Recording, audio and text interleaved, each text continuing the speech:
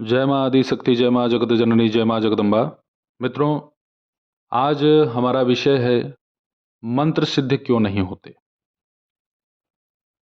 मंत्र सिद्ध न होने के एक नहीं अनेकों कारण हैं और उन अनेकों कारणों में मैं मुख्य कुछ कारण को आप सभी लोगों के सामने रखूंगा। सबसे पहला कारण है पितृदोष। दूसरा कारण है इष्ट पे विश्वास न होना। तीसरा कारण है गुरु आज्ञा का अक्षरशः पालन न करना। चौथा कारण है मित्रों मन में लोभ कि इसी क्षेत्र से पैसा भी प्राप्त किया जाए। पांचवा कारण है झूठ बोलना। छठा कारण है दूसरे का किया कराया तंत्र निर्दोष पे लौटाना। सातवां कारण है मन एकाग्रचित्त न होना, अनगिनत मनोकामनाएं। यह तो मुख्य रूप से मैंने आप सभी लोगों के सामने जो दोष है उसे मैंने प्रकट कर दिया।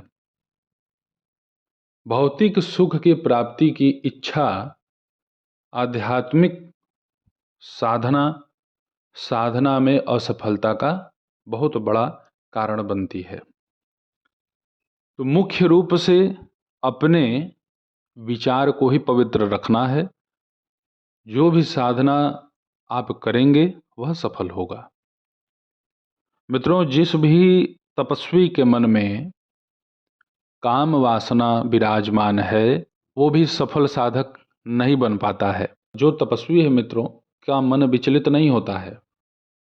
जो साधक है, जो अपने लक्ष्य की प्राप्ति के लिए मन एकाग्र करके लगा हुआ है कि मुझे माता की प्राप्ति ही करनी है, मुझे माँ की प्रसन्नता चाहिए, और बहुत सारी मनोकामनाओं को वो मन में नहीं पालता।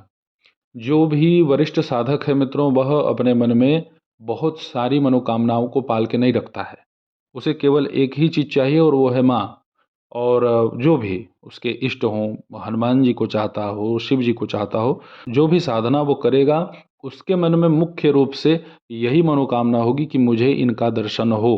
वो और उनसे कुछ नहीं कहेगा। बहुत सारी चीज़ें हैं जो लोग गिड़गिड़ाते हैं, तो साधक गिड़गिड़ाने का कार्य नहीं करता है। और अगर साधक वास्तव में उत्तम है और वो एक बार गिड़गिड़ा दे किसी दूसरे के लिए माँ के सन्मुख ना, तो वो कार्य निश्चित हो जाता है।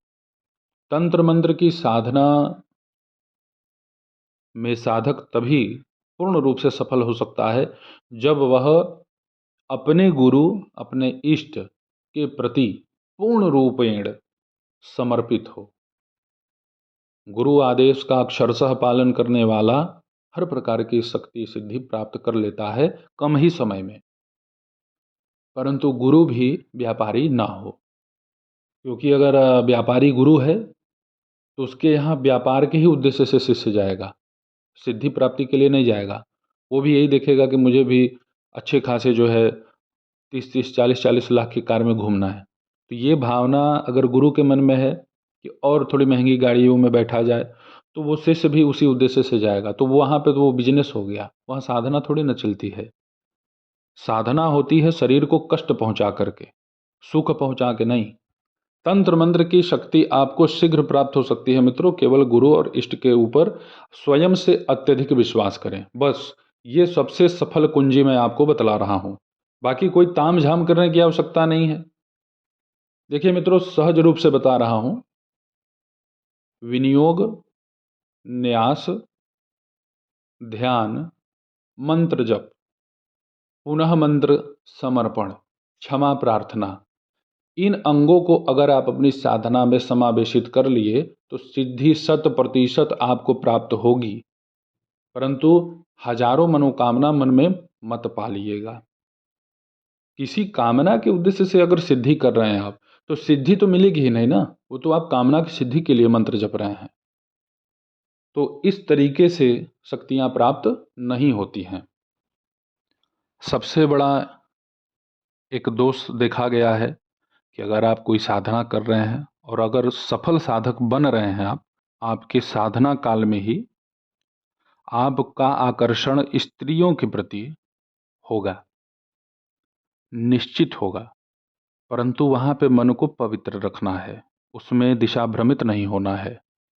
अगर आप दिशा भ्रमित हो गए तो आपकी संचित ऊर्जा समाप्त हो जाएगी और वही साधक विक्षिप्त हो जाते हैं, मन उचट जाता है, तो लगेंगे कहने कि कोई मस्तिष्क का बंधन कर दिया, कोई तांत्रिक मस्तिष्क बांध दिया है, आपकी देवी देवता को बांध दिया। ये सब फर्जी बातें हैं। कोई देवी देवता बांधता नहीं है, सौगंध चढ़ा देता है शाबरी मंत्रों से, लेकिन देवी देवता को बांध करके कार्य नहीं कराया जा सकता, उनकी गणिकाएं होती हैं। देवताओं का बंधन करने के लिए मनुष्य के पास उतनी ऊर्जा नहीं है। मन को एकाग्रचित्त करके पूर्ण पवित्रता के साथ अपनी साधना में रत रहिए। गुरु आदेश का अक्षरशः पालन करिए, सफलता आपको अवश्य प्राप्त होगी। ऐसे ही मित्रों, आप सभी के सन्मुख में उपस्थित होता रहूंगा दिव्य विषयों के साथ। तब तक आप सभी अपना ध्यान रखें, सुखी रहें, स्वस्थ रहें। जय माता दी, हर हर महादेव।